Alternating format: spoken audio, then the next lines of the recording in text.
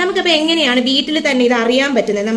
നമ്മൾ ഉപയോഗിക്കുന്ന തേയില നല്ലതാണോ, അതിനകത്ത് കെമിക്കൽസ് ചേർന്നിട്ടുണ്ടോ എന്നെങ്ങനെയാണ് അറിയാൻ പറ്റുന്നത്? ഇപ്പം നമ്മൾ ഇതേപോലെ ഒരു വെളുത്ത പേപ്പർ, നല്ല വൈറ്റ് പേപ്പർ എടുത്തിട്ട് നന്നായിട്ട് നനച്ചെടുത്തിട്ട് അതിന്റെ മേളിലേക്ക് കുറച്ച് തേയില ഒന്ന് വിതറി കൊടുക്കുക.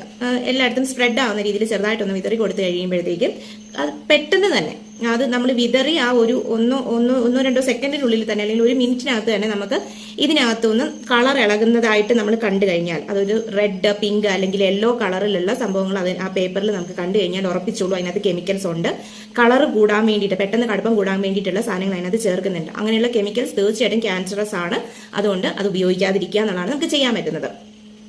അതേപോലെ തന്നെ വേറൊരു ടെസ്റ്റാണ്, നമ്മൾ ഇതേപോലെ ഒരു ഗ്ലാസ് എടുത്തിട്ട് അതിൽ തണുത്ത വെള്ളം, ചൂടുവെള്ളം ഒന്നും വേണ്ട, തണുത്ത വെള്ളത്തിലേക്ക് ഡയറക്റ്റ് ആയിട്ട് തേയില ഇട്ട് കൊടുക്കുക. അപ്പോൾ തേയില ഇതിന്റെ അടിയിലേക്ക് വന്ന് അടിയും. പെട്ടെന്ന് അതിന്റെ കളർ ഇളകുകയാണെന്നുണ്ടെങ്കിൽ ആ ഇടുന്ന ആ ഒരു സെക്കൻഡിൽ തന്നെ ഇതിന്റെ കളർ പെട്ടെന്ന് മാറി ഒരു